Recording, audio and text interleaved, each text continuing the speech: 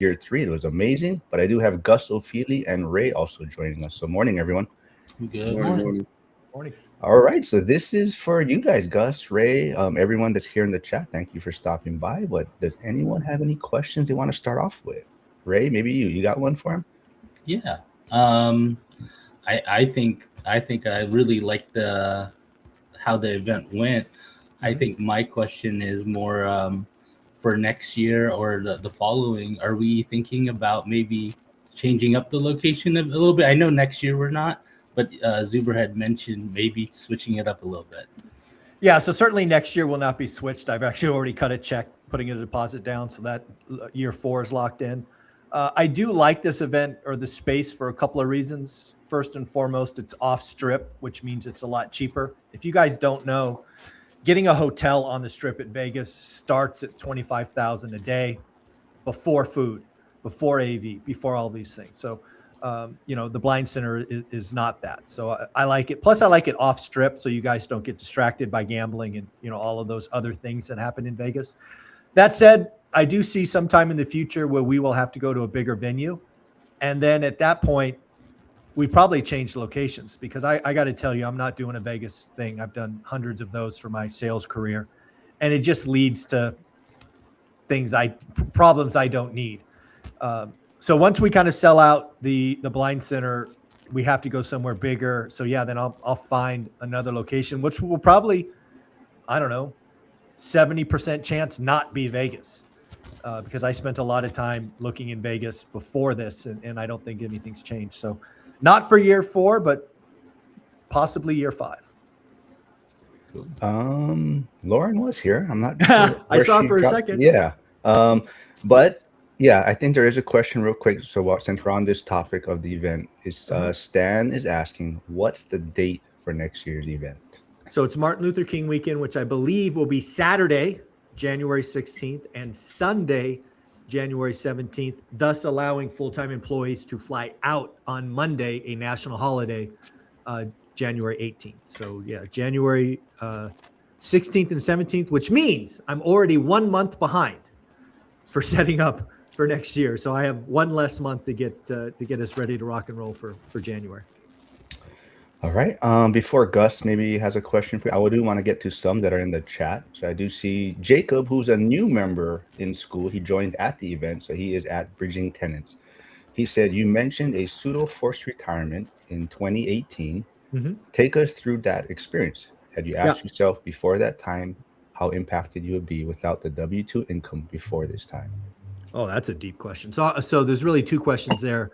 So the setup for that day, which I think was February 4th or 5th, whatever that Monday was, the first Monday in February, I forget. I should have checked, but I don't remember, 4th or 5th. And I had just ended a year blowing out my numbers. If you guys don't know, in sales, you have yearly quotas, and my company's year ended on January 31st. So whatever that first Monday was essentially the first Monday of my new fiscal year. And as a sales executive, what you get on that first Monday is your new territory, your new employees, and your new quotas. And again, I've been doing this for 20 years, so it was very standard fare. I wasn't expecting any surprises, especially because the year before I had just taken my third product from 0 to over 100 million. We had just crossed $100 million in this new product. I was the VP over the go-to-market, and when we crushed it. So I get to the office that morning, and I hear my boss wants to see me in some, like if you have a job, right? Every conference room has a name, right? Conference room A, B, C, D, whatever it was named. And I remember thinking to myself, I have no idea where this conference room is. Like I've worked here 3 years. I don't even know where this one is. So I had to look it up, right? It's in the back corner on some other floor that I've never been to. So I go there. I was thinking, it's beginning of the year. There's no conference rooms available. So I didn't really think anything of it, but that should have been my first red flag. So I get in the room, I see my boss on one side, and then I see the VP of HR at the head of the table. And I'm like, shit. First thing I thought is, what did one of my employees do? Right? Did somebody get drunk and crash a car? Did somebody steal something? Like that was the first thing that went through my head as a VP and over, I don't know, 20 or 30 people, whatever it was. I'm like, God damn it, somebody did something. And then sure enough, my boss, who we didn't get along, but I didn't really care because, frankly, I had an ego and thought I was the man. Everything I touched turned to gold. And he let it be known that, I wasn't welcome there anymore. And I never sat down. So we went back and forth because he hated me and I hated him. So we both said some shit in that moment. And I stopped as I was just letting him have it. And I said, all right, just give me a package. I'll say nice things, you say nice things, and we'll call it a day. The whole thing probably in reality took 5 minutes. It felt like it was a half hour. Like I could replay it in my head in slow-mo. But I was not expecting it, right? I was 45 years old. I'd already told myself I was going to work for 50. I was addicted to my job. There is nothing like being the top 1% in your career. The ego, the rewards, all the shit that comes with it. You get invited to speak on crazy stages. 10,000 people would not be uncommon. So I was an egomaniac, and suddenly didn't have a job. So I walked back from the desk or from the conference room to my desk. I text my wife, Olivia, and I say I'm coming home. I don't work here anymore. And she thought I was kidding because she saw me that morning and I was ecstatic, right? We just crossed 100 million, 9 figures. I was going to get all kinds of, rewards and bonuses and stock options. It was going to be a good day. At least that's how I thought it was going to be. And it wasn't. And, so I go back to my desk. I take 2 or 3 pictures off the desk. I leave all the rewards, all the trophies, all that other nonsense on the desk. So they have to clean it up because I don't want any of that shit. And then I head home. And for 2 days, I am ecstatic. I smile so hard, my face hurts. I mean, I've never smiled so hard.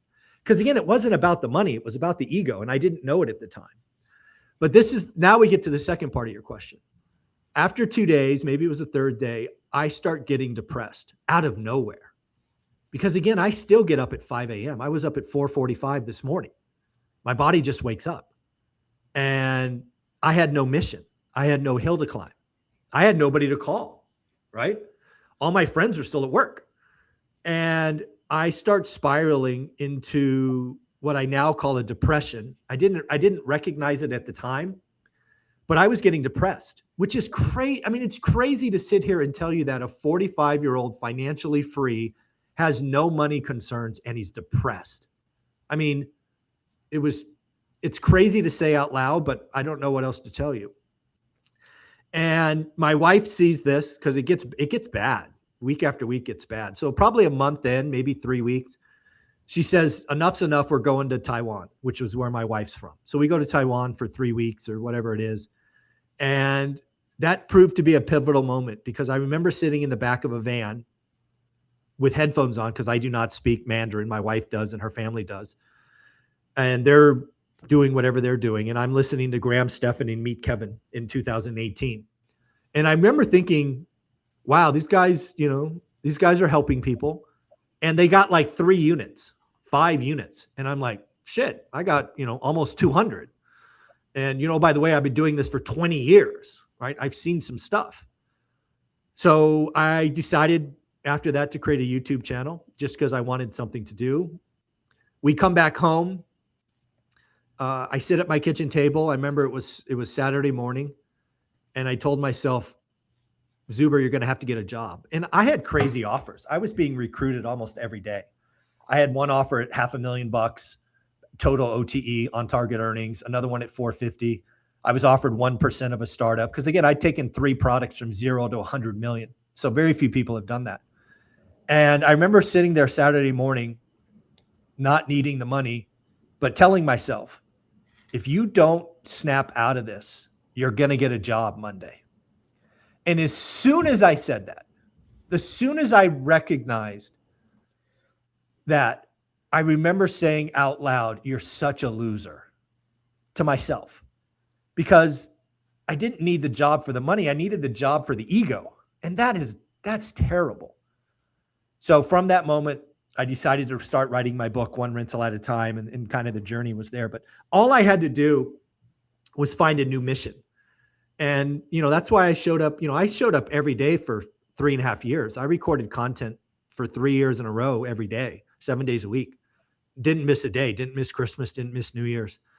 And that's just how I roll. And I'm so happy now. I think everybody needs a mission. And if you are lucky enough to be able to retire early, if that's your mission, I strongly recommend you start building something on the side. Because if I would have started building one rental at a time 5 years earlier, slowly, it would have been much, much bigger. And it wouldn't have felt like a hard lift. But yeah, it was supposed to be a great day that turned into a bad day that actually was a great day. Because I was working for the ego, not the money. So happy to go deeper, but that's the story of that eventful day in February of 18. Before we get to maybe Gus's question and Lauren's question, Bridging Tenants does have a second part to that question. It says, and lastly, did you have to make any strategic adjustments to your portfolio to maximize cash flow for covering your lifestyle?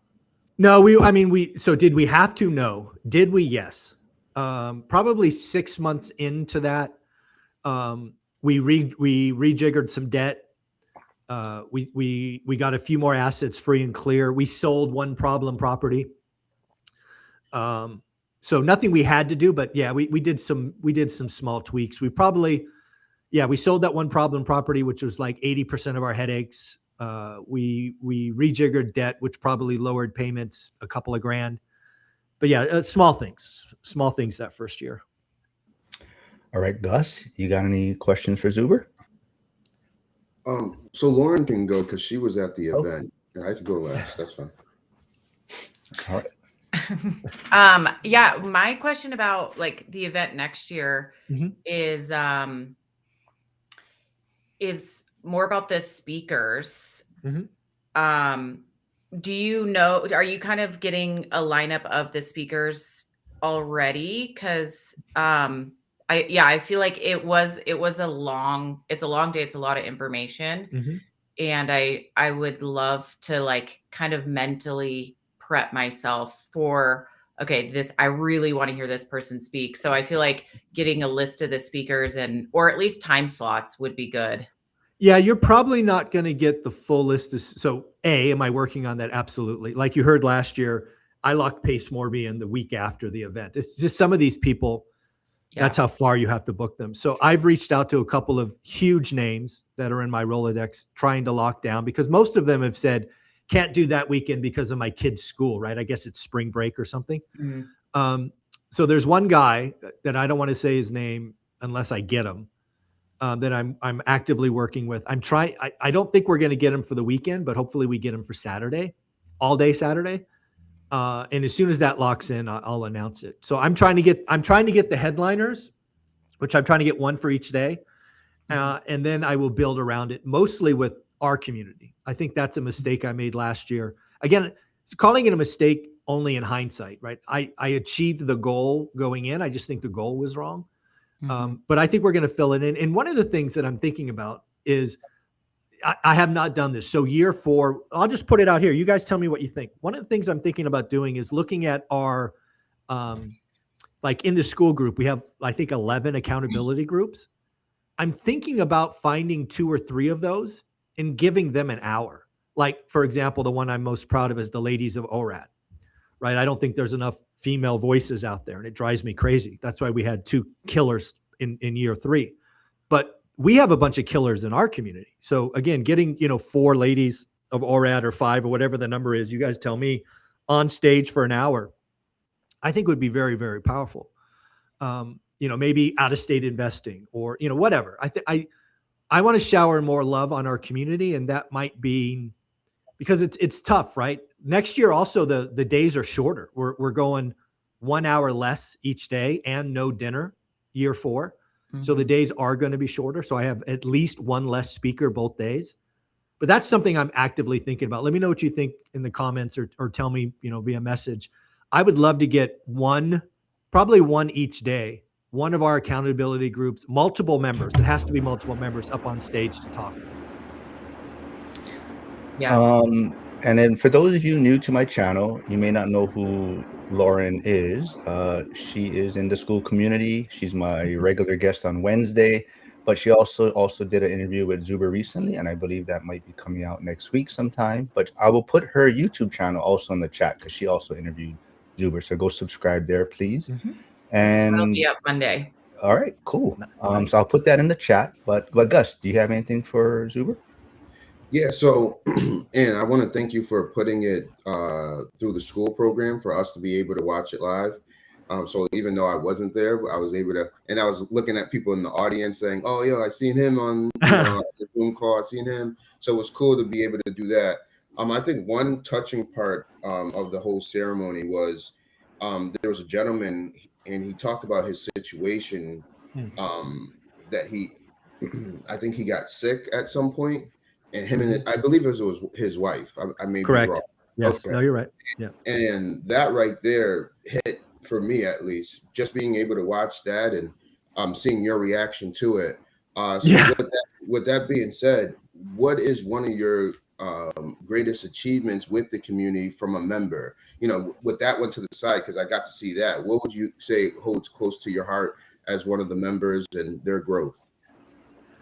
So I guess I'll answer it two ways. So the only show, or the only, I don't know what to call it, a half hour that of year 3 that will be on the public world or YouTube is the award ceremony.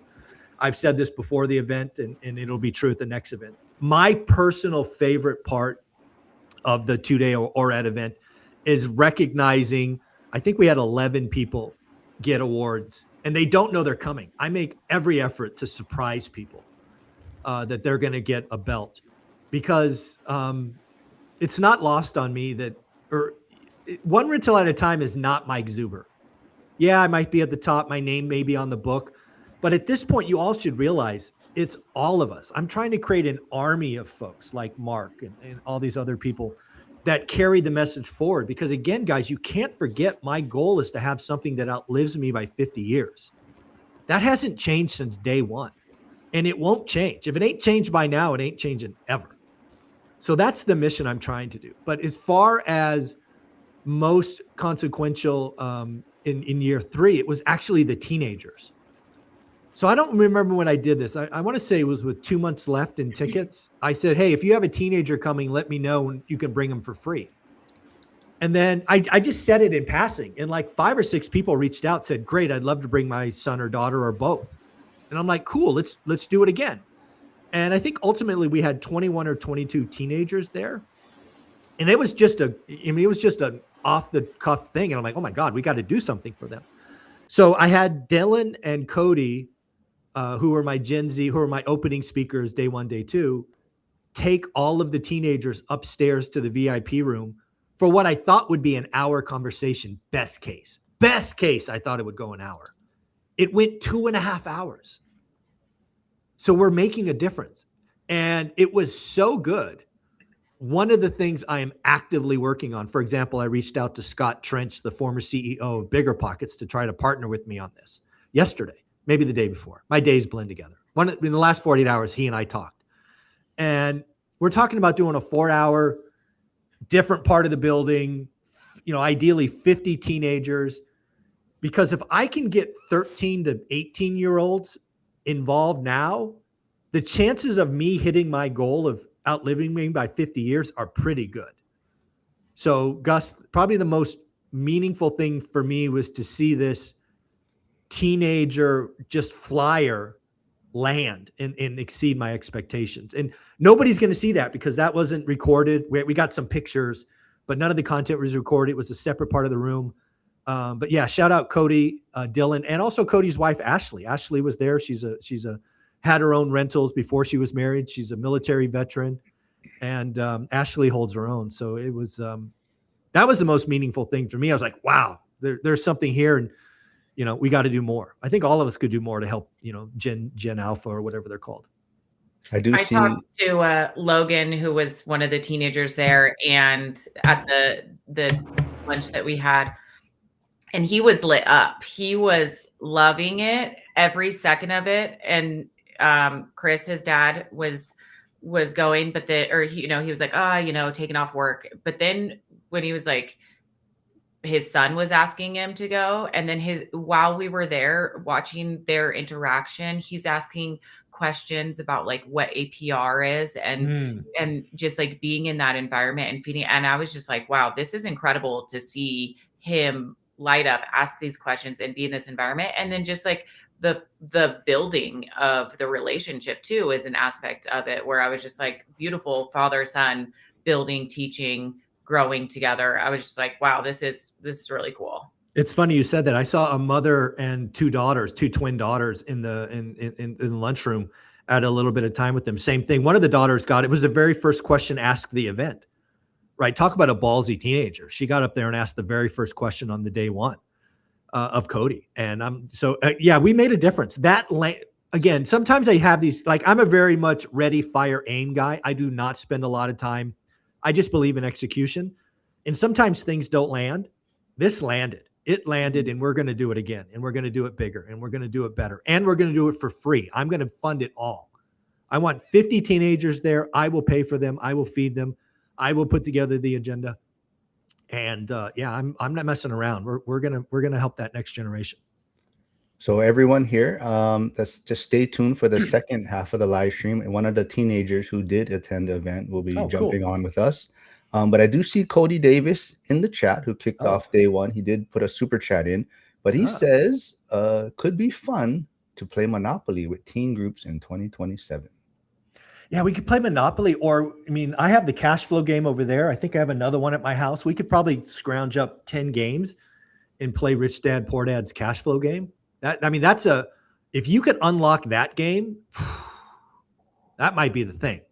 I still play that game with my friends. We have regular game nights where we play cash flow just to remind ourselves. Yeah, it's important, right? So I might ask some of you to travel with your game, because those games are expensive, right? I think they're $200 or something. So yeah. I don't really feel like buying 10 of those.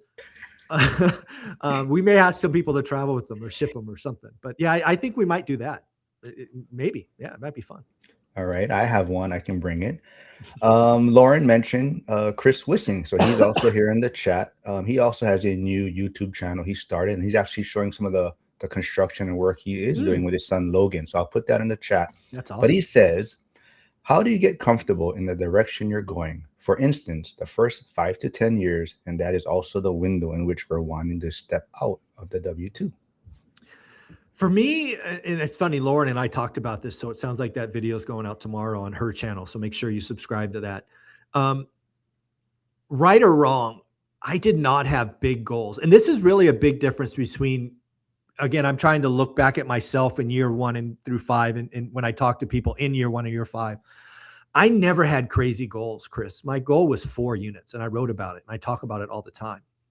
And frankly, I gave myself 5 years because my job was, again, I thought my job was to work till I was 65, have 4 free and clear homes, and be, have a retirement better than most.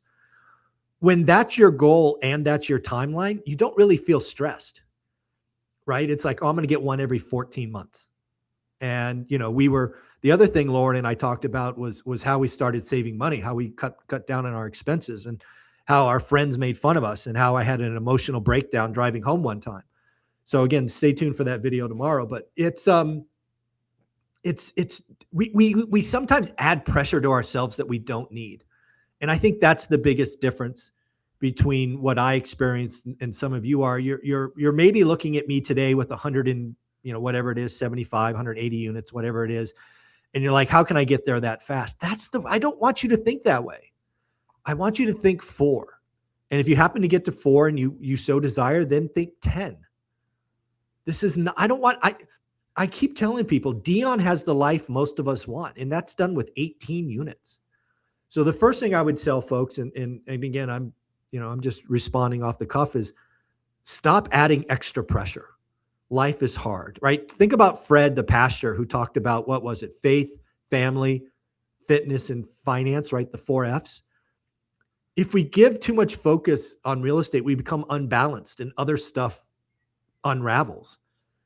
And, give yourself some grace, set a target, and don't try to get to the end of the game, too quickly. Enjoy the journey. Know that wealth takes a decade. And I would tell most people put less stress on yourself. All right. Ray, I just muted you real fast, Ray. Every once in a while you got some background noise kicking in. But before we get to Ray's question, there is one in the chat from Rick Freeman. It says, do you see stagflation as a potential outcome for the U.S. economy in 2026? Yeah, stagflation is the boogeyman that I'm still concerned about. Absolutely, especially after we got GDP and PCE last week. Stagflation has always been something I've looked at for multiple years. I thought honestly we'd gotten past it, but given that PCE popped up, right, went to 3%, so inflation is rising. The GDP was a horrible number at 1.4 or 1.8, whatever it was, way below expectations. Yeah, stagflation is a real threat. It's probably more real now than it was in 25. It's a real threat, and yeah, it's something I'm going to keep a watch on. I think that's it actually might even be the most likely outcome, right? It's not, it's not over 50%, but I mean, if you look at all the possible outcomes for 2026, you got to put stagflation, double digits possible, 20, 25, 22, something like that percent. It's non-zero for sure. And what do you think the effect is going to be from that if we It's going to be basically what will happen in the stagflation environment is the Fed's going to have to choose which one they fight. Do they fight inflation or do they fight jobs? And at the end of the day, I believe every Fed president worth their salt will fight jobs first. They will say inflation be damned. We're going to fix the job market, the labor market. Because if you let the labor market go, you talk Great Depression. Mm-hmm. So I think if the Fed's backs go to the wall, they will say silly things like, the economy is so advanced and technology productive and blah, blah, blah, blah, blah. We no longer need 2%. We can survive with 4%. I'm just making those numbers up to say how ludicrous the talk will be. But they will excuse away the inflation and whack rates to save the job market. So if stagflation becomes like if it gets to the whites of their eyes, they will cut and they will go after saving the job market. That's my belief. I see Jeff Dombach, who was at the event this year, with a $9.99 super chat, and he just says, "Use this towards support the program for the teens of ORAT." I appreciate that. So thanks, Jeff. Ray, what you have any questions on your list right now? Yeah, I think my big one is, I've always been a big believer in following my passion, right? One of the things when I started my journey, in the workforce, I didn't last long in the corporate world. I did about 10 years in sales, and then I went straight into just being an entrepreneur. And I think my question for you, Zuber, is I always feel I want to enjoy what I'm doing, right? Yeah. And when it comes to my portfolio, I want to have fun doing it, or I don't want to do it at all, right? So I guess my question is, how important is it to enjoy the investing aspect of your portfolio as well, And do you think that people should follow that their investing should be fun, and it should be something that they're pursuing? I don't know. I get it. Right. I love that. I love the multi-layered question. And let me say this. I didn't say this at the open. I look forward to doing more calls like this with all of you and all of our community, because you guys can ask me deeper questions. The fact that you guys know my book and know my story means that you can all go deeper with me. So thank you for being here. Thank you for saying yes to Mark. I hope to do these at least once a month, so you can expect more of these. I love answering questions from my community because I think it makes me think deeper, and hopefully it lets the audience know more about me. So thank you for being here Sunday morning. And you guys are doing this on my schedule. It's not lost on me that you're doing this because, I'm free from 8 to 10 on Sunday. So thank you for being here. But back to your question.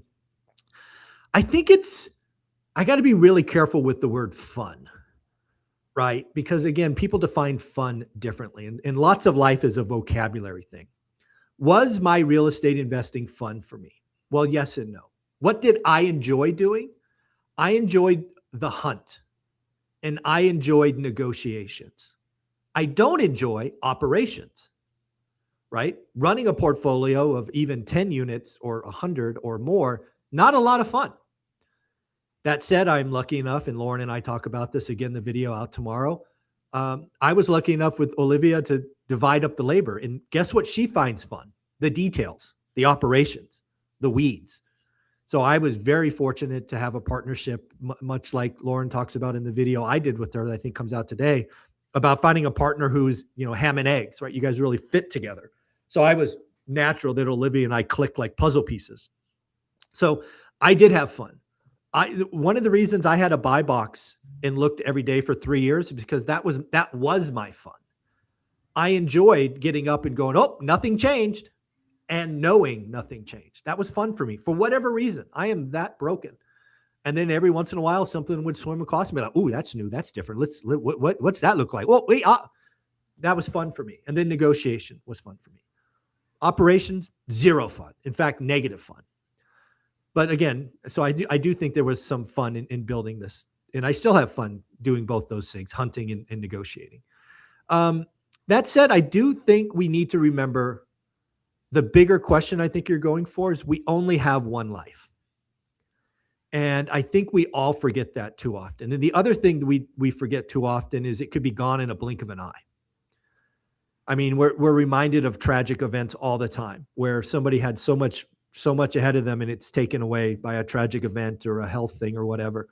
We have no idea. And so I do think that we should chase our passion and our interest, but we should also pay our bills. And the last thing I'll say is it has never been easier to take your passion, what really fires you up, and create meaningful income. Now, I'm not talking billionaire stuff. I truly believe if you love something today, you could build a 6-figure income.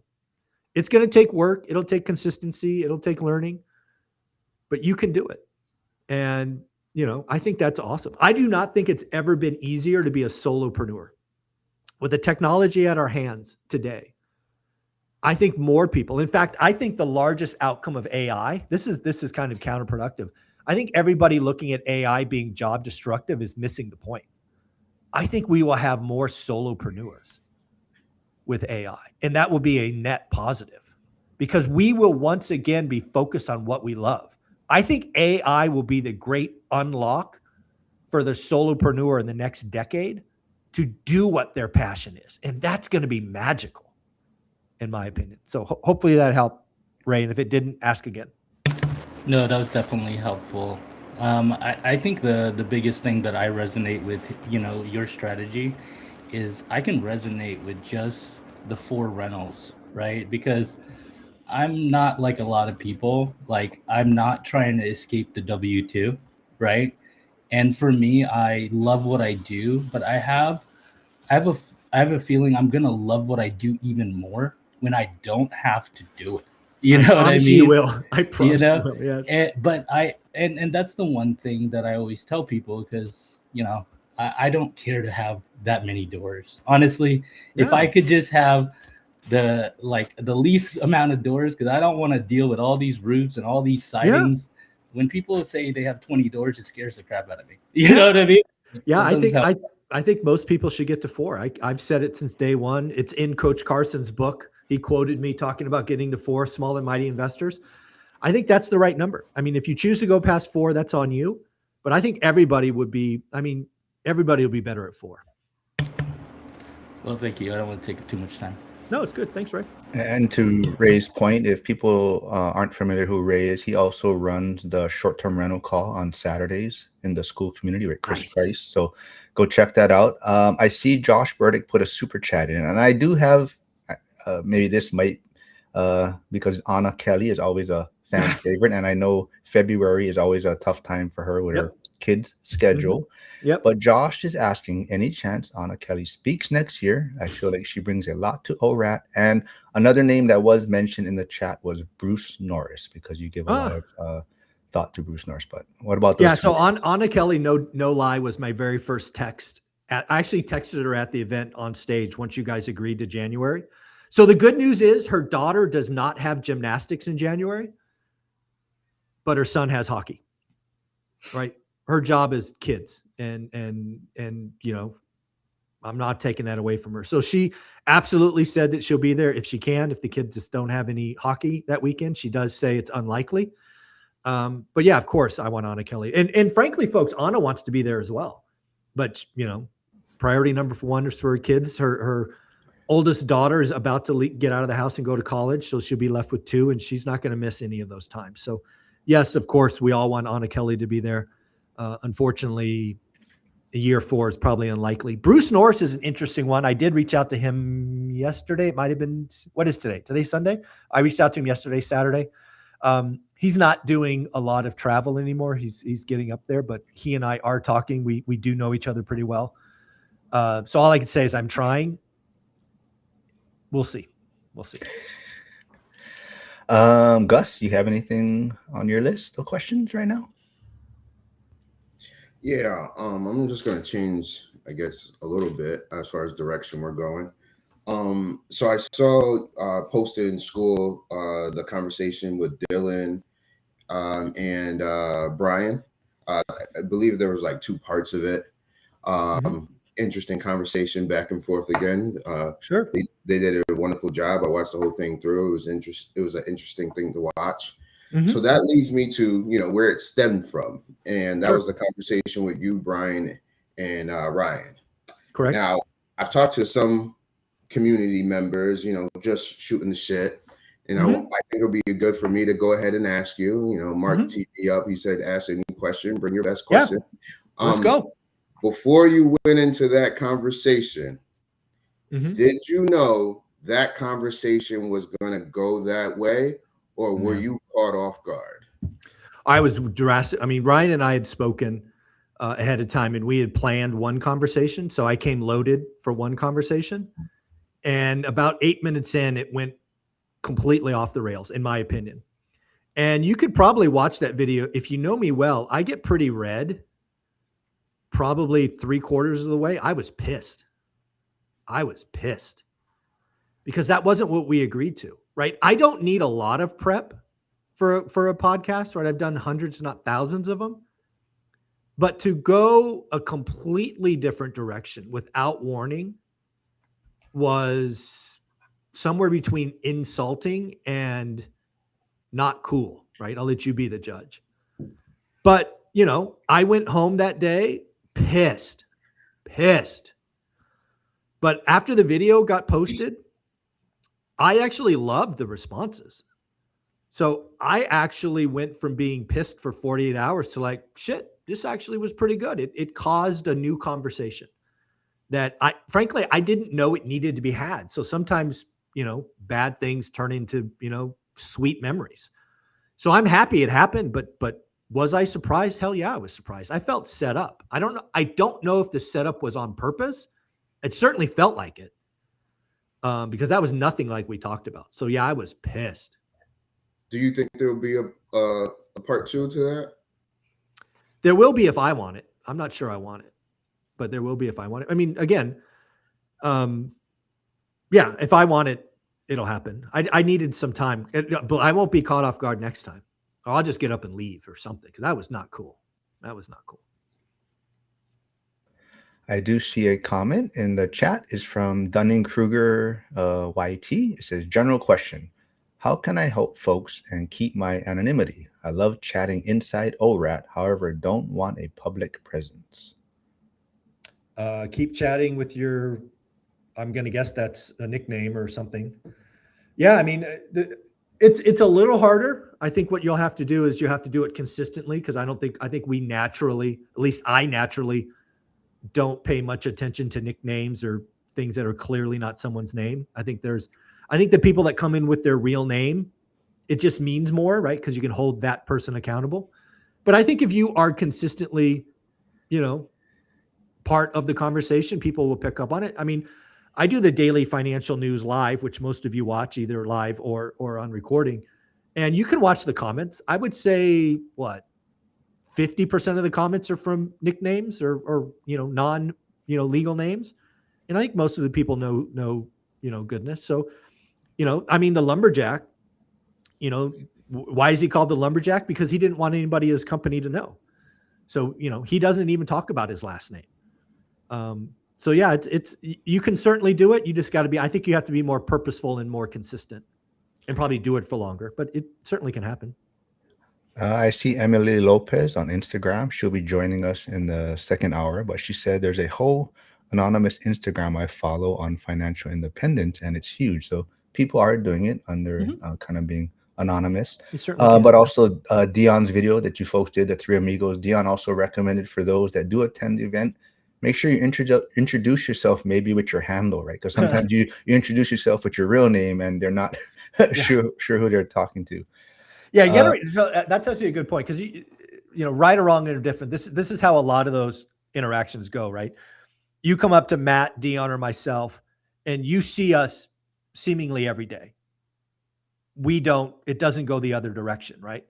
So I've had plenty of conversation with people that really feel like they know me, and that is awesome. I love that. But just give me a little, right? So I know who you are, right? So I can leap to where you are, because sometimes I feel bad. I'm like, dude, you interact every day, but I don't know that unless you tell me your name, right? The whatever, the YouTube name. So little help, please. Little help.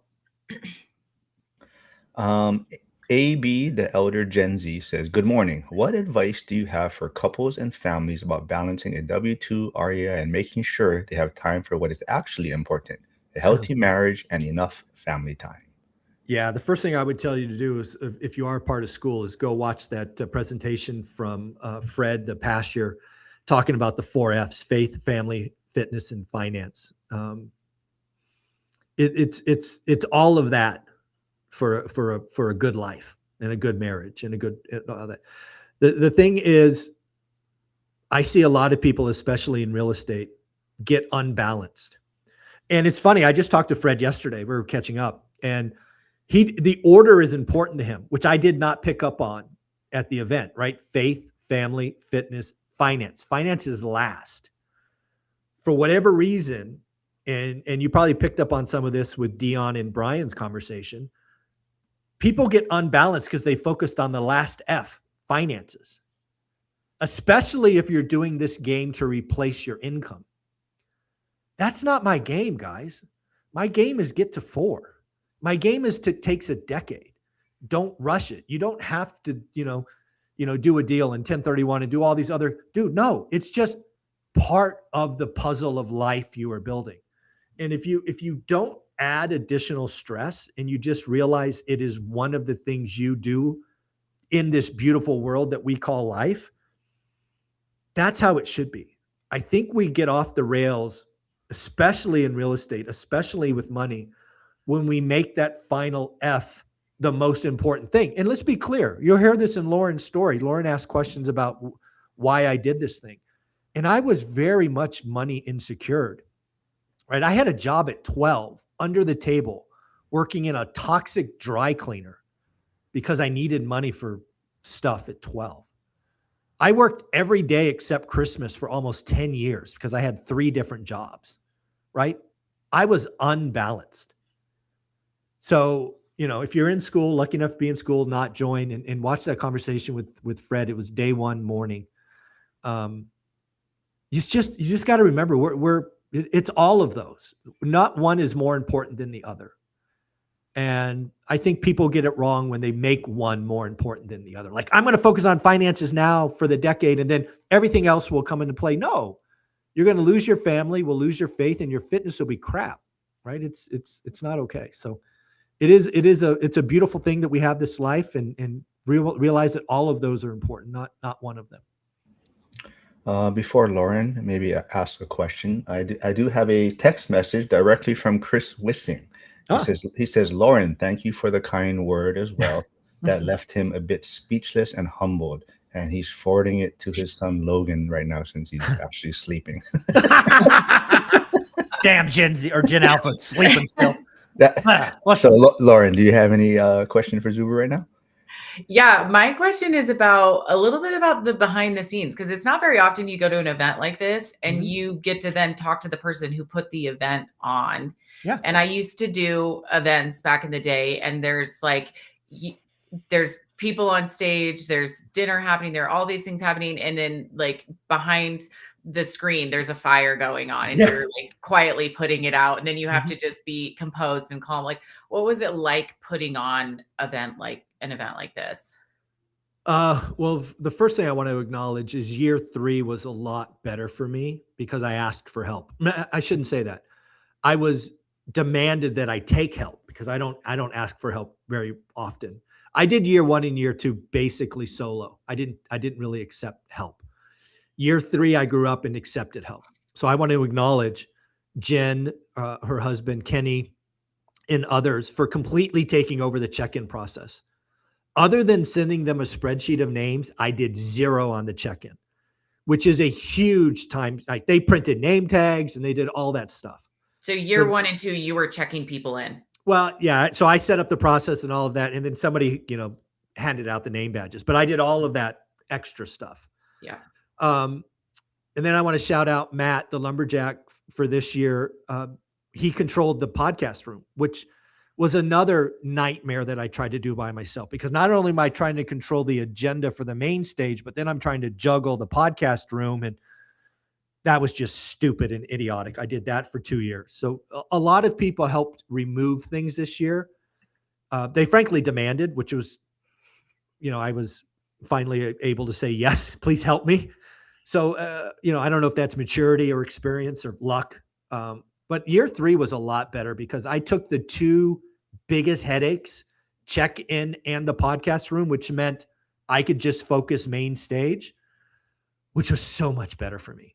I was, the first 2 years my brain was probably going at 200% because, like you said, everything was broken and I've tried to keep it all together.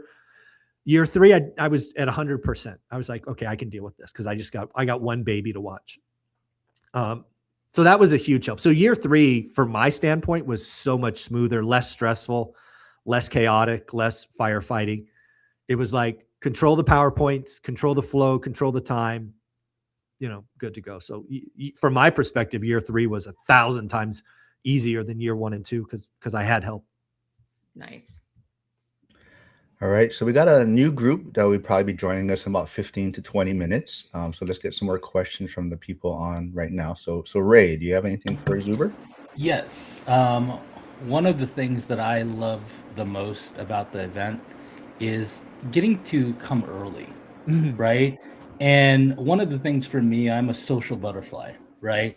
I love chatting with people, and I feel like I can get a chance to really get a one-on-one with people when I come early. I just wanted to know, Zuber, what are your thoughts on that? And really maybe taking advantage of that in the following year, and how we could do that. Yeah. So I think coming early, and by coming early, I think flying in Thursday is a really smart idea. If I could wave a magic wand, it's not practical for everybody. I get it, but you're asking my opinion. I think making Thursday a travel day is really a smart idea. That way you level set, you get, on time zone, whatever. And there will be Thursday evening activities, I'm sure. But then the Friday ones, right? I would expect a Friday afternoon get together and a Friday evening get together. And if I have my magic wand, there will actually be a Friday evening VIP get together. I handed Mark that riddle to solve. So again, I'm asking for help. Back to Lauren's point, I'm putting work on others now. I think coming in Thursday, because again, I think what I saw year 3 was really the growth of one rental at a time, because I think we had 50% kind of new members, and it really felt like we were growing together. And I think a lot of it was, the conversations that happened outside the event. So I think that is extremely valuable, being there Friday for that. And hopefully next year we do something Friday evening is my hope. Again, Mark, the financial firefighter, owns that, not to put anybody on the spot, but he owns it. And he has a $5,000 budget. So we'll see what happens. Can I just add this, for anybody who may be watching, right? We come there, I think Wednesday, Mark. I think a lot of us fly in on a Wednesday. And, there's so many things happening within the group that Chester kind of put this crazy WhatsApp chat together, right? Yeah. But I think a lot of people get the wrong idea that we're just out there partying together. But to be honest, we're actually going to awesome places where we can all chat. Mm-hmm. And sometimes you just need everybody's letting their hair down, putting their Yeah. guard down, and then Yeah. you're really hearing the intricate details of their portfolio. Mm-hmm. And I just think if you do come early, take advantage in meeting some of these awesome people because it's hard to do it at the actual event. You know what I Yeah. mean? Yeah. And the other thing Yeah. I'll say is, again, shout out to the people that helped me because I could not have done this year 3, back to Lauren's question, if I didn't have help with check-in and the podcast. I actually showed up, Mark, what was it, Thursday evening and Friday And evening? I showed Friday, up, yeah, showed up beer twice. garden and the container park. Yeah. So I showed up twice, an hour. I was there an hour because I had other things to do. But I look forward to doing that again, assuming, nothing's on fire, right? If something goes fire with the event, I got to, reprioritize. But yeah, we had the event pretty wired by Thursday afternoon. So yeah, I came out Thursday and was there again Friday. So yeah. Before Gus maybe asks his question, I just, I know a lot of people sometimes they say, I don't want to go to Vegas. They don't like Vegas. They don't like all the other things. But to Ray's point, right? We're not really partying. We're kind not of on the strip. Yeah. No local goes to the strip. We don't go to the strip, right? The event's off strip. Right. Vegas, and I didn't know. And again, it's really funny. I've been to Vegas over 100 times, right? About 8 times a year for 20 years, because that's just where all the sales QBRs are, quarterly business reviews. And yeah, Vegas is so much more than just the strip. So yeah, you won't see me near a casino. Not a thing. All right, Gus, you got a question for Zuber? Yeah, as far as one of your headline speakers that you guys had, Pace, what would you say was your overall opinion about his session? And then when he mingled with the people, if he did, obviously I wasn't there, so I don't know if he did or not. What was he like off stage, conversational wise, things along those lines? So kind of 2 answers. So first, Pace Morby showed up 1 minute before he was able to go on stage. And I think he was out of there 5 minutes after his speech was over. So not a lot of mingling. Clearly some pictures. I saw some on Instagram. He was very gracious. He delivered as requested. But he is such a big name now. Getting him for an hour or whatever after is impractical, right? It's not practical. And I was again, Pace and I would call us friends. We communicate or text each other monthly. I know his wife, Laura. She was in my second book, right? So I know the Morbies. And I was happy. 'Cause again, I don't know if you guys know this. He actually said this. I secured him a year ago. And we're friends, and I secured him a year ago. I won't be getting Pace next year. Why? Because I think part of the magic of our events is the speakers stay. And by going after bigger and bigger names, I was losing control of that.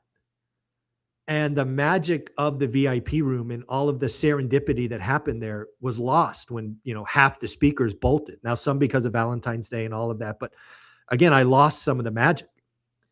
So that's why I think we're going to make it more about us. Yes, I'll have a headliner day 1 and day 2. Just because I like to capstone with new people. But I'm not chasing bigger names. We have plenty of rock stars in our community. I don't have to chase names. It's about people that are doing the work now. We can celebrate. I could put on a 3-day event just with ORAT members and feel great about it. And I just need to lean into that. So, message taken, message received there, from my opinion. But that said, Pace delivered. I think he is able to talk about anything and all things. I said on stage after he wrapped up, he gave me some of the most important words I've ever heard. And I mean that. And that's know thyself. And you got to remember that we had that conversation. I think we had it at like 4:30 a.m. because we're both early birds and nobody else is up. And he was hearing me bitch and moan and whine and, just suffering from comparison syndrome. You guys suffer that sometimes. I'm a human being. I suffer too. And he basically said, Zuber, shut up. You don't want my life. So stop comparing you to me, right? Your life's amazing. He just reminded me that what we have and what we're doing, and I'm having fun. And he's like, just know yourself and, stop this comparison thing. So I will always give him credit for that kind of slap across the face because it meant everything. And I will never forget that he delivered those very important words to me when I was in a moment of crisis. So yeah, I think pace delivered, but again, not really happy that he came in 1 minute early and was gone 5 minutes later. But again, that's what was promised, and he delivered. But I think our community deserves better than that, and we will make sure other speakers don't do that next year.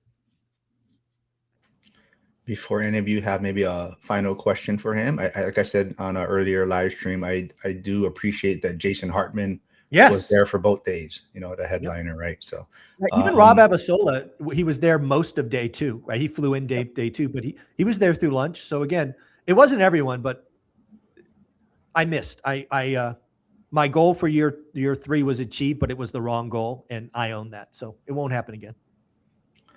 Lauren, you have a final question for Zuber? Yeah, I mean, I think it's so easy for us to have our takeaways when we get to like sit back and watch the event and see what impacts us. But what about doing these events like has the most impact for you? That's a very good question, and I'm glad you asked it, because year 3 was different for me, and it was probably back to your earlier question, because I wasn't juggling 17 fires. So I could kind of live in the positivity of our community. And I really felt year 3 was different. And I think it's absolutely because I wasn't controlling 17 fires, and I had mental bandwidth to just absorb all the goodness that is our community. So year 3 felt amazing to me. It felt like, showing up every day and, 17,000 videos and, all of these things that is what we've done is working. The teenagers worked, right? We're celebrating people doing 1 or 2 deals. We're celebrating our community, right? We had Jared, Brandon, Ryan, and Keisha. We got to do more of that. The award ceremony meant a lot. Dude, somebody, 2 people made me cry. What the hell is that all about? I don't cry. Why are people making me cry? So, yeah, year 3 I will always remember year 3. I think year 3 even is better than year 1. And year 1 was amazing. Year 3, and I think it's to your point, Lauren, and it just connected because I wasn't doing it solo and, fighting 17 different fires simultaneously. So, yeah, I loved year 3. I'm still glowing because of year 3, the conversations and all that. Yeah. Yeah. I have to say, before I go, Mark obviously was my introduction into this community and sort of bullied me into it. You're gone now. I'm going to take you off screen now. Mute. But so glad that he did. And honestly, I think this is part of like Mark's superpower too, is like even at the event, like there was Curtis had made this big WhatsApp group chat, but Mark knew there was no way I was going to look at that, like 80 text messages. I'm not going to go back and scroll through that. Yeah. So he was texting me separately, like, oh, we're going here. This is what we're doing. And it's like, the community has this special sauce, this secret je ne sais quoi of members that care so much and are so involved. And I came a few days early and did some of those events leading up to it, which I'm so glad that I did. So much value in those off-site events that are leading up to it. So that by the time you get to the conference, you really like know people, you have community, and you're there learning and listening to the speakers, and you've already established these connections. But the community of ORAT is different. I mean, I've been to Bigger Pockets events. I've been to other real estate investment communities, but this one is different. And it's the only one that I really say that about. Like Bigger Pockets is a great production. It's awesome, great speakers. But the community of this event is unlike any other one that I've been to. And it's really awesome. So I'm glad that Mark got me into it. Yes, not say bully. But Lauren, thanks for joining us for this first hour. Like I said, everyone, please go subscribe to Lauren's YouTube channel. She's going to have a video with Zuber coming on, and she'll be on Zuber's channel, I believe, next week. But thanks for doing this, Lauren, and I will bring in some of the other people. Thanks, guys. Later. Okay. Yeah. Ray, Gus, you got any final question for Zuber? Yeah. I think one of the big things that I kind of chatted with people before the actual event kicked off, a lot of people were telling me the word balance. right? Oh, I want to balance my life. I want to balance my portfolio and stuff like that. And I want to get your take, Zuber, because I personally don't like the word balance. And the reason why is because I feel it makes you think that you can keep things perfect forever. And I like the word harmony in my life because I feel you flow through life, right? You flow through getting your health good and stuff like that. So I just wanted to get your take on it. Yeah, I mean, vocabulary is such an important thing, and as a sales leader, one of the things you learn is most conversations break down around definitions and words, because what you mean by harmony, somebody else does this and balance. So what I kind of like to talk about here is seasons. You will have seasons of life where money is the most important. You have seasons in life where family is the most important. But the key to all of this, and that was really covered by Fred in our session, go watch it, was you have to know when something's unbalanced or breaking. And this is where I think most people go wrong, is when something is getting out of whack, we all feel like we have to continually move forward, where the right thing to do is just stop. Just stop and take a breath. Acknowledge where you are is unhealthy or not working or whatever. And then that will allow you to get more balanced or get into harmony. I think the superpower I hope all of you to have is not necessarily being balanced or harmony, but to identify when you are out of balance or out of harmony, because that is the superpower, because then you could take action to get back. That's where I think we most of us, myself included, go wrong, is we don't stop. We think more action leads to getting back into harmony, and that's almost never the answer. The answer usually is stop what you're doing, just get quiet, and go address the problem. That's where I think most people stay out of balance or out of harmony longer than they should. All right, Ray. Thanks for always having great questions. Thanks for joining us. And we'll have the next group of people on now. So we have Emily Lopez joining us now, Curtis Garner, also known probably as PE turned RE. He also received a belt in Vegas. He did. We got Adam Dutter, Alex's son, one of the teenagers that attended the event. And we also have Joel Farrow will be jumping on. Hold on, let me get him in here. But yeah, all right. So do you guys have any questions off the top right now? Maybe Curtis, you got anything for Zuber? Yeah. I always hear you say that this sequence is very important. What is the sequence you're thinking for year 4? So I think we're going to do, I haven't really, so like year 2 was couples, year 3 was Gen Z. I don't know just yet for year 4. My guess, my 90% guess, but it's not locked in yet, it's going to be the ORAC community. I think we're going to put out, I think we're going to sell, because we have so many amazing people that are awesome, that I think you're going to see a lot more community members on stage. But I mean, it wasn't like they weren't on stage last time, right? We had Brandon, we had Jared, we had Ryan and Keisha on there. But I think next year, like, I would like nothing better, for example, to get the ladies of ORAT on stage, right? Get 4 or 5, whatever the right number is. They'll tell me on stage to do a whole session. Because again, I think we have and then we could get out of state investing, or we could get short-term STR or whatever. I would like to get, I would love to see 20 ORAT members talk next year. Now, you're not going to get the full 45 minutes, but we could get 4 or 5 people on a 1-hour panel, and we could do that 3 or 4 times. That's where I'm leaning right now. You'll probably see something locked in the next 30 to 45 days, because I'm already actively working on year 4, right? I've already made phone calls. I'm already trying to identify people to speak. And some people are asking their spouses, if they can. But yeah, it's that's where I'm leaning, Curtis. Thanks for asking. Yes. Joel, you have some sort of background feed on yours, I think. There's another speaker going on your end. But Adam, you were one of the teenagers that were able to attend the event. Tell us a little bit about it. And so we did interview you before the event. And so now, what was your takeaways and how was it for you? Man, I actually learned so much. I went into it thinking, this is my dad's thing. We'll see how this goes. I talked to you guys a bit about that. I was excited to learn, but I wasn't sure how much I'd learn. And dude, I can't even begin to start. I mean, it was not only did I learn a ton, but I think I was inspired by every single story that's from the people that spoke.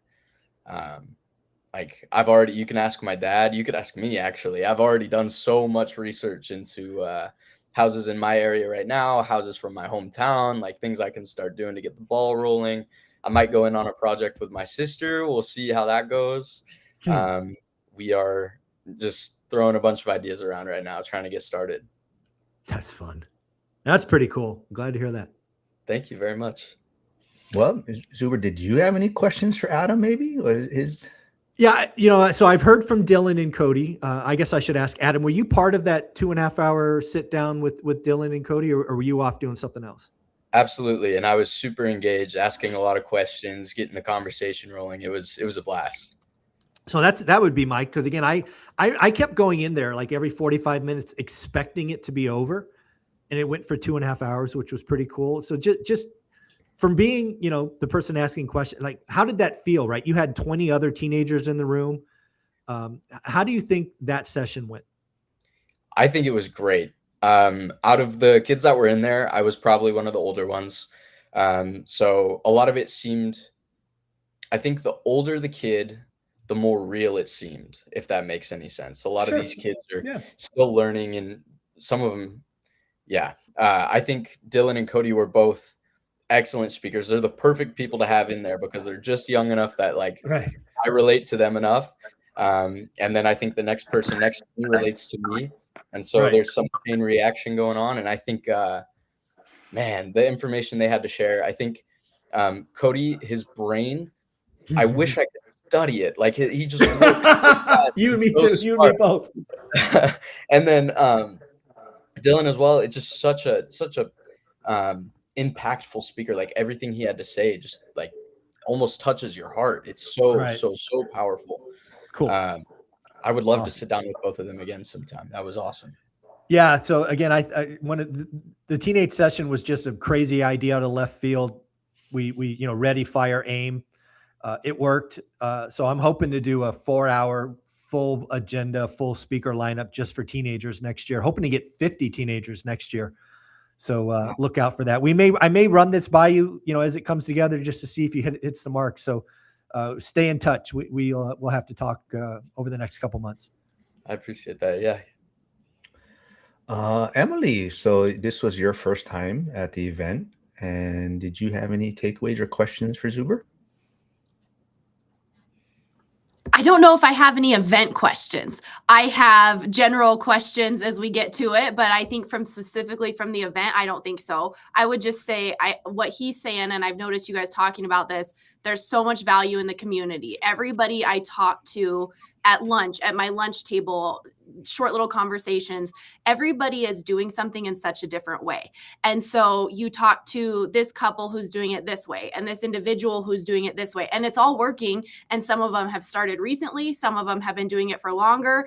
And I just remember telling Dallas, my husband, I feel like everyone I talked to, if they were comfortable speaking, would have had something valuable to say if they were asked. And so I just think that's cool. Just talking to everyone, I got value and just little snippets of they're all making it work. Before we get to maybe Joel, if he has any questions, there is a super chat from, where did it go? Our Escape the Rat Race journey. And it says, was the Gen Z session filmed? I'd love to make my teenagers watch it. Unfortunately, it wasn't. It will be next time. This was a miss. I just didn't know how it would go. And frankly, a camera in front of teenagers that's a question for, a camera might have made it less practical, people being nervous. So the short answer is no, it wasn't recorded. Next year, the focused agenda, my hope is will be recorded, but the live Q&A and just the casual conversations, that will likely not be recorded because I think the intimacy brings value to that. So yeah, it was not recorded. Sorry. All right, maybe Joel has a question, but Joel is also probably going to say I bullied him into coming to this event. But Joel, do you have anything for Zuber? Oh, you are muted. Hold on. There you go. All right. I wouldn't say bully. I would say strong armed. I mean, my right arm is a Held little hostage. tight. Yeah. I mean, I had so much fun at the event, and just looking back on it, Mark doing these lives so consistently, everybody in the chat, communicating and being active. I mean, that's the part that was just so amazing, is that you see people's names, you see people's comments, and they're all scattered across the country. And then you get there, it's like you've known people for a long time. And the people, I've only been around for maybe 5-6 months in the community, but it seemed like people knew each other for decades, and it was just really cool to be a part of. And obviously the event was amazing. And I guess my question to you, Mike, is from a content perspective. I look at the youngins, the Gen Z of the world. There's not many people that I see wanting to get into the game, and it's hard. It's not easy these days. But what do you? And going back to Pace's answer to one of the questions, you can't make somebody be interested. You can't make somebody want to do the work. What do you think it takes to be able to connect to Gen Z doing more of what, or what as a community, or what can we all be doing, or what is the players need to be doing to be able to impact that Gen Z demographic? Again, you're asking a 53-year-old about Gen Z. So, I'll give you my answer, but I'd love to hear from the community what they think. I think the secret to anything, and I don't think this is Gen Z or Gen Alpha specific, is most of them are operating. This is how it works in my brain. They're operating in a dark room, and you never know what the spark, whatever it is, to get the light switch on. Yeah. For me, again, being a teenager, all I needed to know was when dad had money, he was happy. And when dad didn't have money, he was an asshole. So guess what I tried to do? I chased money my entire life because I didn't want dad to be an asshole. For others, it was, seeing, a Ferrari. I mean, you never know what that spark is, but you're absolutely right. You cannot browbeat a teenager to do something, but you also need to encourage it. So one of the things, that I think about is just continuing the conversation. Because again, you just never know when that spark happens. And the thing I would tell you is to keep trying. My superpower is daily discipline and daily execution. And I'm not going to stop swinging the axe. I never know what swing's going to knock the tree over, but I'm going to keep swinging. So I think you got to keep at it and keep looking for that light switch. And, someday it'll turn on. And then once it's on, you just let them go, right? You just gasoline and send them on their way. I do see a super chat from Alex, the accidental investor, Adam's father, but he says, Zuber, thank you for providing the opportunity for me to share my passion for real estate investing with my son. You're very welcome. Thank you for bringing him. It's all on you, right? I gave everybody access to free teenagers, and coming for free, and about 20 of you said yes, and hopefully 50 of you will say yes next time. But yeah. Another new school member, Hard Hat to Rentals, thanks for the super chat, says, Zuber, I'm loving the school content, buddy. Keep it up. Yeah, the school community is amazing. So yeah, we're very lucky to have all the go-givers in there. Curtis, do you got any questions? Were you expecting a belt, or what? Were you surprised by it? No. I know. I was definitely shocked on that one. I was like, oh wait, that's me. Oh, whoops. Yeah. So kind of from a teaching perspective, because that's my day job, right? Yeah. Is 45 minutes multiple times is kind of tough for kids. And even for adults, right? You kind of start to see them start to move, or they wander, right? For the future, is there plans to kind of break it up, or have like smaller breaks instead of like, I don't know, 1 15-minute break, 5 minutes? So yeah. So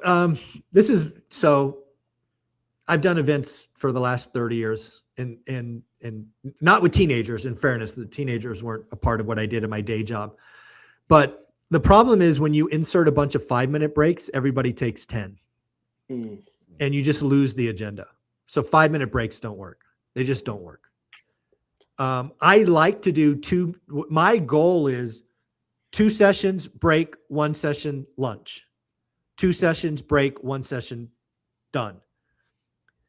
It doesn't always work that way because I have other, like I got to get different, like the tools panel and all of that there. But I'm very conscious of never more than 2 sessions before a break. But yeah, giving 5 minutes after every speaker would be a disaster. It would just be a disaster. So it's certainly very hard. The agendas, I spend 50% of my commitment to the event is the agenda. So I spend a lot of time trying to, Tetris that thing together as best I can. Yeah, it's tough. It's always hard. Yeah. I think the great move that you did was you made it a 2-hour lunch. Because I was in the GA area, right? In that first hour, you're kind of talking to people, Yep. right? But it's really that second hour where people actually start to share what the real issue is, right? It took an hour for this lady to say, "Oh yeah, I've been trying to sell my house, but it won't sell. Why?" Right? Yeah. And like to actually get to someone's real thing that they're there for. Yeah, the 2-hour, what was the 2-hour lunch and 2-hour dinner? Next year, we'll not have dinner. Dinner is not happening day one. Too long a day. I hear you. I get it. Frankly, it saves me 15 grand. So kudos to me. So yeah, we're just doing 2-hour lunches next year and we're ending at 5. So we're also taking an hour off because it is a long day. We'll go 8 to 5 next year, except for VIP. VIP gets an extra hour for Q&A. But yeah, lunches will always be 2 hours for that exact reason. I think the power of our community is those just conversations you have at tables and mingling around and talking to other people. So that's not changing. They will always be 2 hours. Adam, do you have any questions for Zuber now after returning from the event? Questions, no, but I definitely have some. I just want to circle back to Joel's idea. How do you get Gen Z engaged? As a Gen Z, I can tell you, I did not want to listen to a word my dad had to say. However, there's some honesty. However, when his friend said it, suddenly, Yeah. that made sense. You know what I mean? And then, yes. his friend's friend says it, and it just kind of starts to click the more other people say it. And then, like Zuber said, constant reminder, that daily discipline, the bringing it up all the time. There's not a single time that I visit my dad and he does not talk about real estate. But when we do talk about real estate, it starts to get the ball rolling again and again and again and again. And over time, it started to make more and more sense. So that's huge. Cool. Yeah. As far as questions go, maybe circle back. I think I'll come up with something. All right, Emily. Just want to let everyone know I did put Emily's YouTube channel, Curtis's YouTube channel, and Joel's channel in the chat. So if you haven't yet, please go subscribe. But Emily, did you have any questions for Zuber? Can it be a not event-based question? Yeah, anything. Yeah. I'm here for anything. So I hear, and we hear people say this all the time. Yeah, it worked 13 years ago. It worked 20 years ago. You don't know what it's like to be starting out right now. Yeah. And so I'm going to frame this question. If you were, this kind of to the younger crowd, but not all the way, maybe you're 21, 22. You just finished school or a trade program, but you're not old enough that you have a retirement you can pull from to make an investment. You're making 50, 60 grand a year. Sure. How do you start? How do you start from that point? Yeah. If again, I would trade. I would take everything I have right now and trade with Adam in a heartbeat. He can have all my net worth and everything I have to be his age. What I would go do is do the 4-3-2-1 strategy. I would be financially free by I'm 28. So what is that? I would bust my ass. I had 3 jobs at 18. I would save, 5, 10, 15 grand because it only takes 5% down, and I would buy a 4-plex. And I would house hack the 3 units, and I would probably have roommates in my unit. And then I would buy a triplex 2 years later. And then I would buy a duplex 2 years later. And then I would go buy a house. So by the time I'm 28, I would have a 4-plex, a triplex, a duplex, and a house, all with 5% down. I would still have to live below our means. I wouldn't buy my stupid $40,000 car when I made 28 grand. And yes, I did that. And, I would not do debt other than real estate. I think debt is what kills kids, right? School tuition kills kids, that debt load. So this is crazy. I never said this before. I would probably not go to college. Not probably, screw it. I would not go to college, right? I had no interest in being a lawyer, doctor, engineer. I was a sales guy. You don't need a college degree to be a sales guy. And I would just bust my ass. I would skill up on AI, and I would just do the 4, 3, 2, 1. And by the end of that, I'd be financially free. I'd certainly be financially free by 30 instead of 45. It'd be a much better life. I do see Jim, the grumpy contractor here. He'll be going in school soon with the contractor accountability call. But he says or asks, what was your main purpose of your time that you were flipping houses? Oh, this is just the honest answer. I was bored. It was 2018. I just became financially free.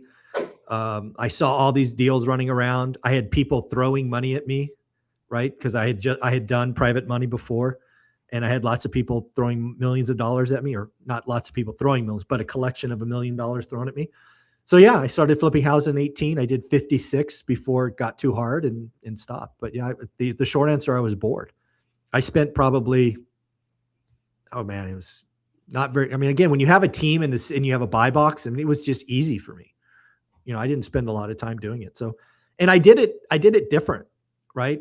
I didn't do it to grow. I did it to turn ugly properties in neighborhoods into the best. And then I put a tenant in and I sold to a landlord, right? Today, those are called turnkey. I didn't know what they were called when I was doing them, but I did that everything from houses. I even did that to a 6-unit disgusting slumlord building. It took about a year, but I turned that around and sold it as well. So the short answer, I was bored. I made over $1 million too, but I was bored. That's the real answer. Joel, you have anything? Nope, I can't hear him. There you go. One more time. Yeah. Speaking of Jim, kind of going back to like the content thing. Mark's been doing. I met Mark doing podcasting 4 years ago, 2022, end of 2022, and then guys like Jim, who maybe older than you, Mike. I forget how old Jim is, but he starts putting out YouTube videos. Just the spark of enthusiasm and creativity. I love that. That's more of just a statement. I don't really have a question at this point, but I just coming back to the community is just amazing. I want to echo that, and this sometimes just being around good people and good karma kicks in. There's probably 40 YouTube channels that exist because of one rental at a time, right? Prodding people, poking people, pushing them. But they're all doing it the right way. They're not chasing dollars or clicks. They're chasing impact. If you want to grow fast, you talk doom and fear. If you want to grow slow and be impactful, just document what you're doing. And for me to sit back and think that I'm responsible for 40 YouTube channels is one of the coolest things I could think of. So let's be clear. I hope another 40 start. There are people in our community that have 1 or 2 units. You should document your story now, because in a decade, you're going to look back and go, holy shit, I did that. Start, have fun. You don't need the money. So just chase impact and have fun. Don't edit videos. Don't get lost in the tech. Literally. Mark knows this. We talk every, Friday morning or Thursday or whenever that is? Thursday, yeah. We get on. I ask him, what's the first question? I think for 5 seconds and I do my intro and we just roll. And then we stop and I post it. Stop overthinking the tech. I think in a world where AI is going to quickly dominate this, our way of doing this is going to be the way of the future. So I hope another 40 start this year. To that point, Dion did put a comment in the chat earlier saying that we should do a live comment section review in Vegas next year for the event, as to see your live reaction to the comments. That'd be fun. Yeah. But Adam, does that hit home as far as maybe starting a channel, as Zuber just mentioned? Yeah, and I have a question that relates a little more to the starting side of things. I didn't want to ask the same question. Like I heard at the event asked a couple times, like, if you could do it all over again, where would you start? My question is, what skills do you think I should prioritize before making my first deal in order to be making that decision out of a point of strength and not emotion or necessity? So I'll give you an answer that I've never given before. So the first one is you got to be able to calculate. You got to do basic math. I'm not saying you can't. I'm just telling you the answer. You have to be able to articulate what an average deal is. And for me, that's called yield. Some people call it cash on cash. Some call it return on capital. I really give a shit what you call it. You have to be able to tell me how hard your money's working. And that takes math. And it's not hard math. It's addition, subtraction, and division. But you got to understand that. And more importantly, you got to be able to talk about each piece intelligently. And you have to be able to, like, your dad should throw something at you like, what's closing costs? And you should be able to like this. And what's, make ready costs. And it just has to become second nature. If you can understand that basic formula and be able to talk about it for 5 minutes without slides, that's magical. Because I think that you make your money in real estate when you buy. All this other shit going on, you make your money when you buy.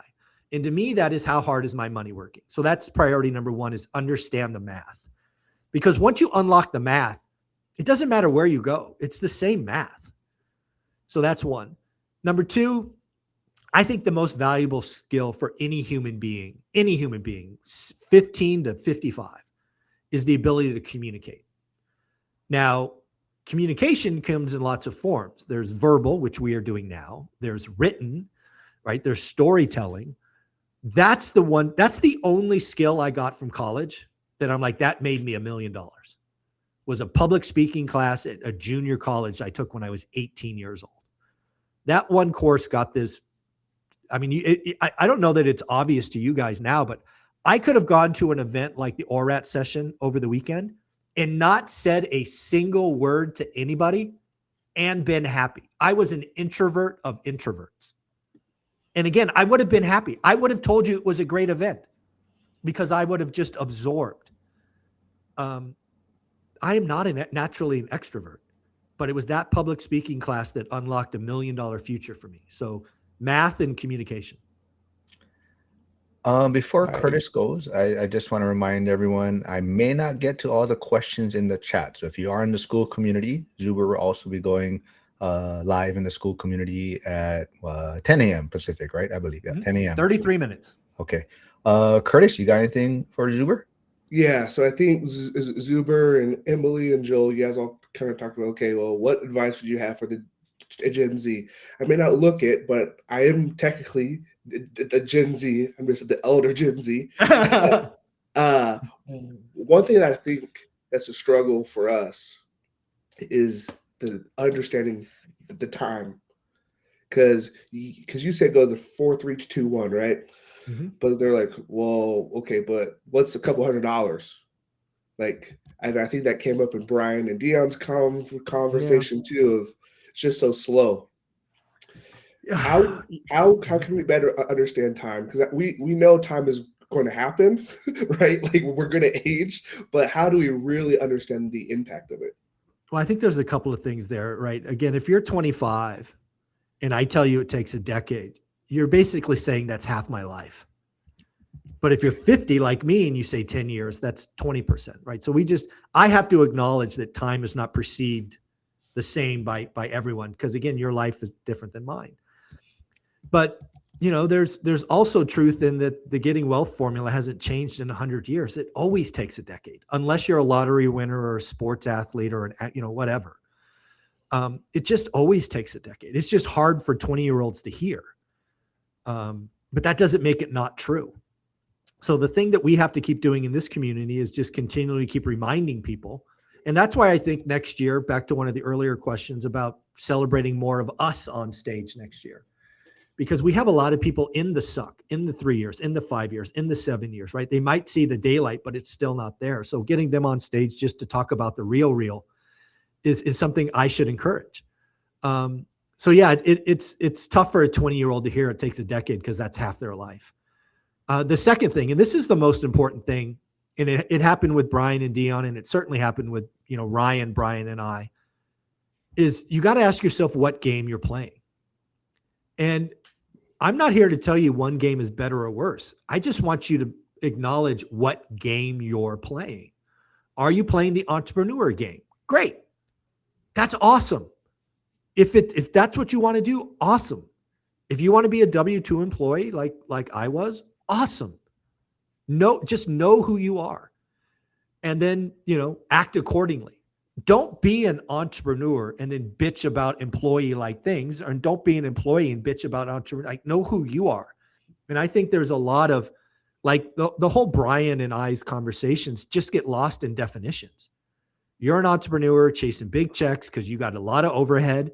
I don't got any of that. I whack 10 or 20% of my expenses and I get a lot of discretionary income, and there's my down payment. It's just a different way to live. I think social media wants there to be controversy, and you just got to know what you want to do. And I think that's true for 20-year-olds, and it's true for 50-year-olds. It's like, what do you want to do? Like, just declare it and move on. Before we get to maybe Emily's question, Bitcoin Nick, lead pray huddles in the chat. He does have a question. I do a live stream with him on Saturdays. But he says, hey, Zuber, here is a fun question for you. What's more valuable in the future, owning assets or owning attention, brand, and audience? Ooh. So if you talk about the masses, I think it's going to be owning assets. I think that's how most of us, that's just the wealth formula in a nutshell. The only way to be, because I think the middle class will continually be pushed or strained or collapsed or whatever you want to call it. And either you own assets or you don't. But to his real question is, a brand is an asset. That's the wrinkle, a hook. If you take the time now to build a brand, which I'm telling all of you to do, if you're year 1, year 2 into this, build a brand, because in 10 years you'll be amazed at what you have. And just real conversation. So I wrote a book in 2018 that was a bestseller. You guys may not realize this, but that book still sells 60 copies a month, right? That may not sound like a lot, but that's like $400 for something I did in 2018, right? That's almost $5,000 a year. And that's physical books, not even to mention Audible, which is like another $250. So again, when you build a brand and you document what you have, all this other income can come out of it. Just to give you one last example. And again, I'm not an entrepreneur like Brian and Ryan Pineda, all these people who have systems and funnels and all this other crap that just drives me crazy. I create 21 videos a week, 3 videos a day. I do that over 5 days from 8 a.m. to 11 a.m. That's all I do. I do 15 hours a week. That's it. And out of that has now spun 18 different income streams. I have 18 1099s from different places. I made over $400,000 because of one rental at a time brand by accident. So again, a brand is an asset. So I would not separate those. I think a brand is an asset. So start building now, and you'd be shocked at what you have. I've been doing this for 8 years now. Right, the first year I made like $6, but I'll have to file a tax return for over $400,000 next year. It's crazy. Well, speaking of brand, Emily Lopez has a great brand on YouTube. She has 2 YouTube channels, so I'll put both of those in the chat. But Emily, Nice. do you have a question right now for Zuber? I will just tie into exactly what you were talking about, Zuber, to building a brand, because that is something I am working on, and I know some other people in our community are. And I've also talked to people, I agree with you, that say, well, I don't have enough. I'll wait. I need to start later. And I think they should document from the beginning. I 100% agree with when you said that. How do you recommend? Because you are able to do this full time. You made your money. You're at a point where you can do it full time. A lot of people have a job and I don't care about the excuse, right? Yes, it's hard. Make the time. How would you, with someone that's willing to do the hard, put the time in, recommend tangibly, what steps would you recommend for people building their brands online? I wish I did the following. If I would have done this starting in 2012, if all I did was do 1 video a week on Saturday morning or Sunday morning, probably Sunday morning. No, it'd have been Saturday. It'd have been Saturday morning, like talking about what happened last week or the deals I was looking at. That's all it has to be. Let me say this very clearly for folks. You do not have to post 3 videos a day, 7 days a week. You do not have to do that. If you just post 1 video a week for the next 5 years about what you are doing, your brand will blossom. It will feel like nothing the first year. It probably will feel like nothing the second year. But as you get to video 100, which again, 1 video a week for 2 years is 100 videos, you will find your community. You will find your voice. You will have a library of searchable content that will be historical references that you said what you were going to do. It only takes 1 video a week if you have a full-time job and you have a family and you have all of this. Just commit 1 video a week for the next 5 years, and you will be shocked at what you built in 3, 4, and 5 years, in my opinion. Can I ask a follow-up question? Of course you can. Okay, I'm kind of putting you on the spot. Would it be possible, because I know with communities, we always don't want to, like, you don't want to self-promote in a community that's not your community. I have heard so many people say, hey, I want to start something, like an accountability tab in the school group where school members could post, this is the video I posted this week, or here's the content I made this week. So it's not flooding the general page, but like a tab. And then like, okay, so Adam's going to start a channel. Okay, we're all following up. We can know that Adam started it. We can all go follow it. And then every week he posted, it keeps him accountable. And then if we didn't know he started it, but we watched him here and we would have followed him, we can go follow Adam's channel. Yeah, so I'm game. Again, if it's not clear, I am game to support everybody in my community because, again, I think all of you are part of the army that's going to change the future and get me to my goal. I do have the constraints of school. I don't know it extremely well. Again, I'm a ready, fire, aim guy. I believe there are 10 subtitles or categories of which I've already used. I'm happy to change any of them.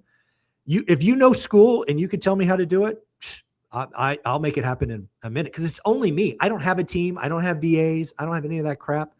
If you could tell me how we could do it, I will support you. And I would like nothing more than 40 more school members to start a channel and get encouragement from all of us and do videos like this. And again, I want to be on more channels, right? It's hard for me to do one-on-ones, but I would like nothing more than once a month for me to come on someone's channel and get us, 6 of us talking. I would love that. And I'd love to be Sunday morning because I have a hole in my schedule from 8 to 10. I'm just saying, but I am somewhat flexible, but yeah, I'm down. If you could tell me how to do it, let's go. To that point, I just want to say, those of you that are in school, some of you may have channels, but you don't have it in your profile. So there's a spot where you can add your handles and your pages so that when people click on your profile, they can go to that page. Know that. Yeah, so just put that in your profile so that people can find your channels or your Instagram or Facebook. But to that point, Dunning-Kruger YT says, can I suggest ask folks for their handles, websites, contact info, and generate a QR code for each label. This way, it is easy to capture handles all at once. I have no idea how to do any of that. So yeah, somebody's going to have to take the lead on that. Well, so at the event, I did print out. Oh yeah, you had a QR code. I printed out a QR code for my channel and the school community. So there is ways. Oh, you know what we could do next year? Maybe again, somebody else has to do this, but again, somebody else raised their hand. We could do a whole session on just have people's QR codes and you could walk by and scan, I guess. I don't know. Like you did. There's apps that you can do it that are really easy. There's Blink, there's Hi Hello. It's just all. Sounds like something you want to do next year, Curtis. That's what I'm hearing. Well, I can send some of the info. That's punt. That's what I just heard. Duck cover.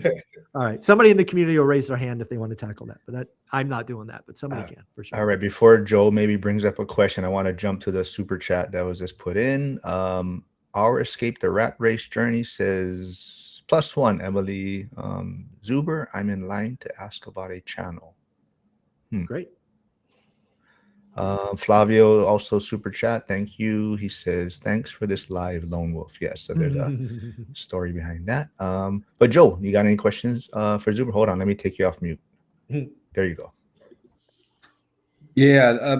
So Dylan Miracle talked about his journey, and he and I were talking one-on-one, and I can't remember if he said it on his actual presentation, but talking about 2.5 years of making cold calls until he was able to get his first deal finalized. And I think his first deal may have been more creative financing. His actual first whole deal was creative financing. And I had somebody else ask me about, hey, should my first deal be a regular deal or creative financing? And this is more for Adam as well. The idea of doing creative financing early in your journey versus not, and like Adam, being, how old are you, Adam? 19? Adam? Sorry. It's okay. Yeah, but anyway, like somebody like Adam getting into the game, like my Yeah. biggest thing that I talk about is increasing income, right? Then you have more disposable income to be able to save and invest. Yes. But what are your thoughts on just creative deal structure for somebody early on? I think we have to be really careful because I think creative financing, I mean, Pace Morbium is a great example of that. He makes it sound so easy and all of that and sexy and powerful and the secret to everything he's done. But I don't think unless you've been in the game long enough that you can really connect the dots and put a deal together like that. Because again, you got to remember the sellers on the other side, they have to trust you. And what they're seeing is an 18-year-old kid. But again, I think at the end of the day, real estate is all about finding value. And that could be terms or price or whatever. So that's where I think people need to start. And I agree with you. I think somebody coming into the game, your job's to focus on active income. And in the real estate game, that could be wholesale and all of that. But back to your point about Dylan, I don't think most people caught that he worked at this game for 2.5 years, making thousands and thousands of phone calls and rejections and questioning himself. And he just knew with certainty that this was the answer. I mean, I'm a daily discipline guy, and I'm not sure I could go 2.5 years with no success. That'd be hard, right? But yeah, it just takes that stick to it in this. And then once you get the unlock, you got all that positive momentum there. And, I think a lot of people miss that in this story. Okay. I think Adam is going to try and jump off. I think he's having audio problems. He'll jump back on. Okay. Trisha, who unfortunately was going to attend the event, and then she broke her foot, so had to cancel. But she says, I would love to see focused sessions with content around negotiations, creative financing, novel housing ideas, rent by room. Okay. Yeah, we did have Jared. Again, you'll see that Jared led rent by room or co-living, as he calls it. Yeah, we could definitely, that's something that should be on the agenda. I agree. Yeah, good idea. Yeah, I think there was a lot of like mindset and strategy, but I think having that tactical, hey, this is how it's actually done, or the tool that you use, or something like that. More tactical, yeah. That might be helpful. I like it. Good feedback. Let's see. Stephen P says, is there a way to have our school community be able to highlight a button as they join to indicate what state they invest in? We could immediately see all members that invest in our same state. That's a school question. I don't know, but I know there's a map. There's now a map. It's funny. I actually paid for that map feature a year ago, but now it's free. Yeah, if you go to school, there's a map at the top where you can click and see who's in your city, state, all of that's there. I don't know if there's a button at the person level. I doubt it, actually. But. Yeah, there's a map, and I think that's also why you hope that people introduce themselves and introduce and put where they're from, right? Correct. Let's see. Curtis, Emily, you got a question? And we got it while I look for some in the chat. So I do have a question I'm going to go back a little bit. When you were talking about when you flipped, it was easy for you because when you were flipping, was this when you were still working full time or? No. Okay. But you said you had set up a team. How did this is something that I personally am struggling with. And I hear a lot of people struggle with, building a team of contractors and good contractors. Do you have any tips or what worked for you when you built that team, or was there some luck with finding good people, or how was that process for you? No, it's again, build, property managers and again, as somebody who doesn't live in the city he works in, that's where the real work is whether it's the same answer for property managers as contractors is you gotta try a lot of people out. You got to test them on small projects. You got to manage the managers, and you kiss a lot of frogs, and it takes a lot of time. I fired my first 5 PMs and I interview really well. They just know what to say. So you got to hold them accountable. I let everybody have one mistake, never two. And it takes a while, right? It took my 6th property manager until I found one I kept for a decade. General contractors, painters, handyman, it's trial and error. You could ask for referrals and all of that. But, I've had people do great work and then suddenly they get a girlfriend or a drug habit or drunk or whatever it is, and it just goes sideways. You got to stay on top of these things. There's no magic. It's work, it's focus. But once you lock in, I had 2 teams going for 18 months they had work to go for 18 months. But it's not like I just woke up and had that. That probably took 10 years to set up. Yasik has a great question or comment. It says 10-minute updates on teenagers' journey from year 3 to 4 would be a good idea for next year. Yeah, if there's a teenager willing to, because that's the challenge is I thought about getting them on stage to maybe. Here's a crazy idea. This is maybe for Adam. So let's just say next year there's a 4-hour session, 50 teenagers in a room. Let's just assume it's decent content. Yeah. What would you say, Adam? This is for you. If there was $100 reward if you went on stage and talked for 5 minutes about what you learned, do you think teenagers would get up for $100 to get put on the spot in front of 300 or 400 people? Absolutely. I don't know about you guys. I'm in college. It costs a lot. $100 goes a long way.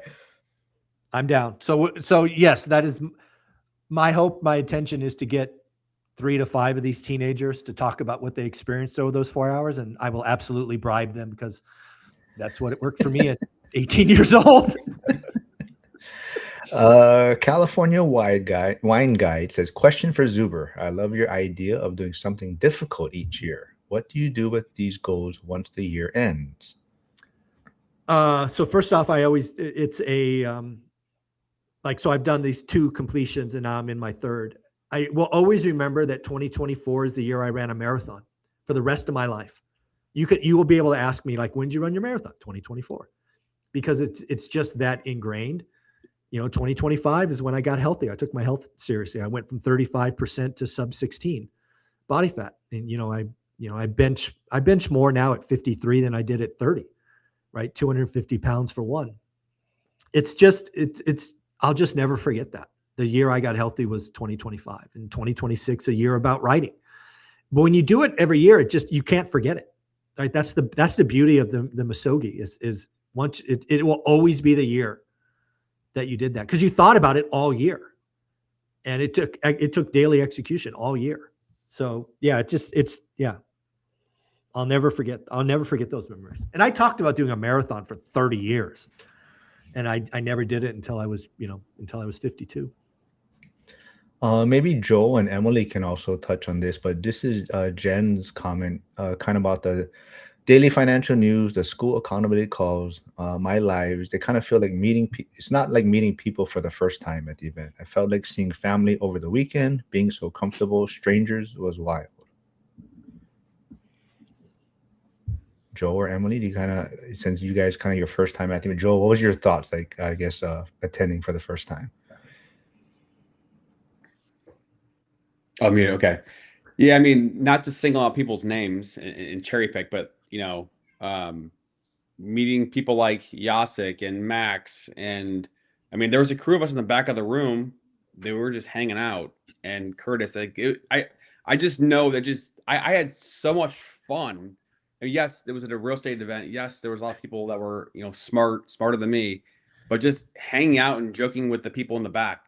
While we all just soaked up all the information, like that vantage point for me, and being able to do a little bit of content along the way, and I just had so much fun, just a blast.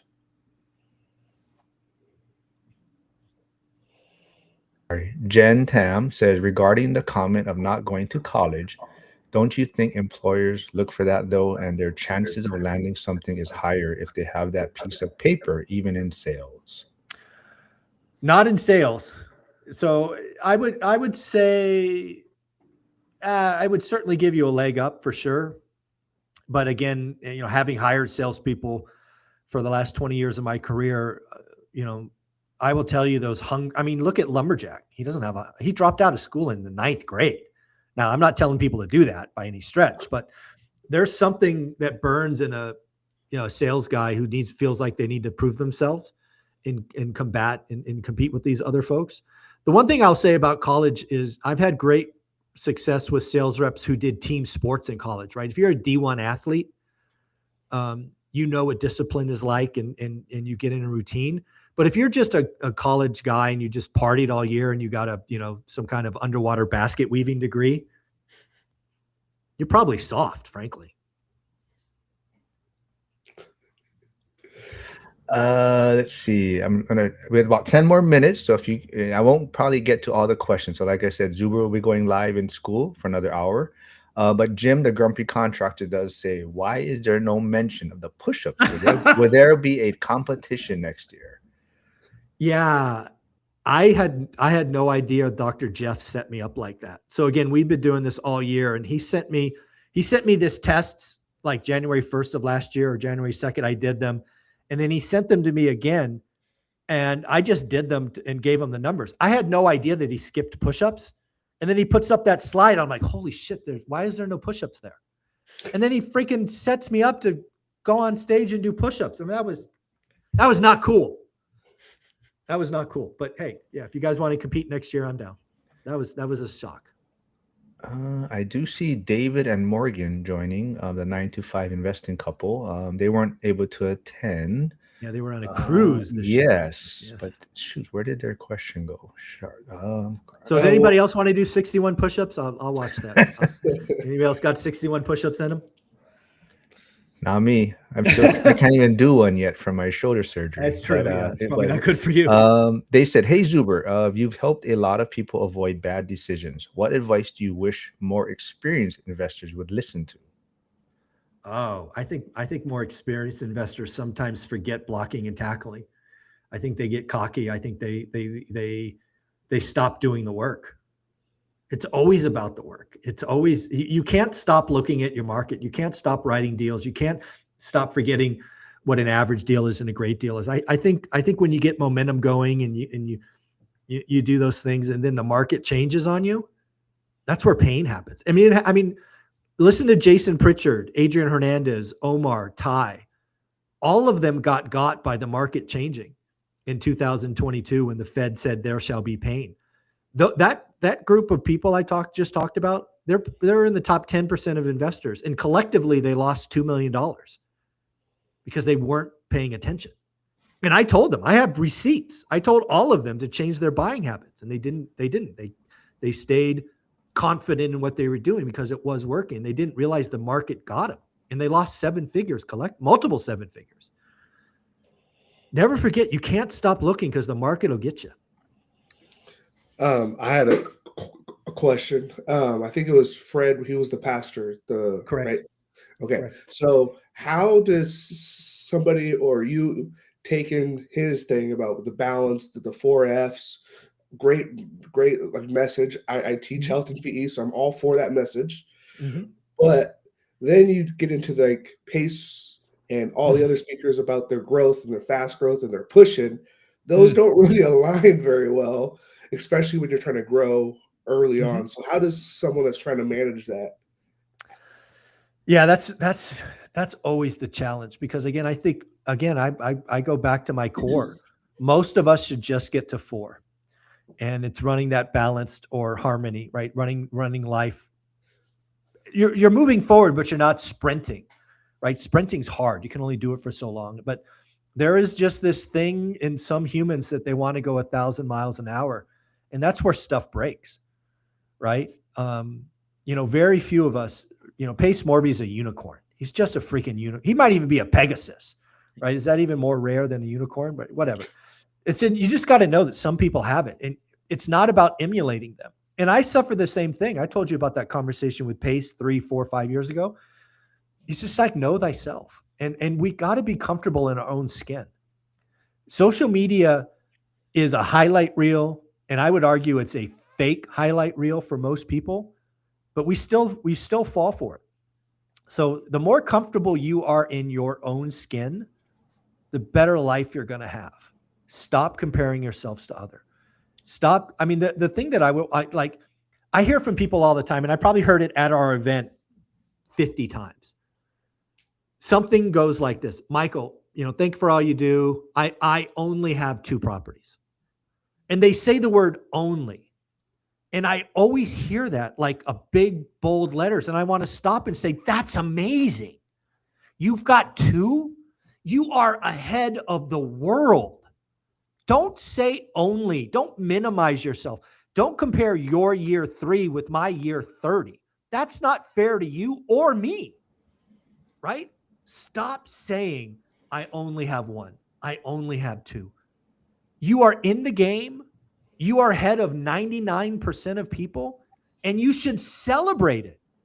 You should celebrate it. And again, if you have 2, your only goal should be the 3rd. And that's where I think most people get wrong, is they don't make it about the 3rd. They make it about the 10th. And that's, my superpower only made it about the 3rd. So it was only the next one. So yeah, please stop saying I only have 2. That's amazing. Don't diminish. Don't talk yourself down. Having 2 is amazing. All right, Zuber's going to go live in school real quick. So let me wrap it up with maybe Jen's final super chat, since she's a big part of the community. She just said, Zuber, what's your favorite moment or highlight from year 3? Oh, look at the little guy, that little son there. Hi there. My favorite is always the awards. It's always the awards. Surprising 10 or 11 people who mean a lot to me, who mean a lot to the community. And again, none of them know it's coming. Like Mark, if you guys don't know, like Curtis, how'd I get your picture? Mark got it for me, right? I lean on others to help me with that. It's always the awards. It's so fun for me to see you guys walking down that aisle, smiling ear to ear, a little embarrassed, a little surprised. And then whatever you say on stage is a blessing. It's always amazing. So yeah, the award ceremony every year gets me. And that's why it's year 1 in the morning. Because I want the people who get the awards to be celebrated all weekend. So yeah, it's always the awards. It was a challenge to find a good one of Curtis. I almost was going to give an AI one. No, well, I don't want to take up too much time. You have to get to school. So those of you that didn't get your question answered, jump over to school, and Zuber will be live there for 1 hour. Yep. Joel, Curtis, Emily, Adam, thanks for doing this. And everyone go subscribe to their channels also. Thanks, everyone. Bye. Thank you.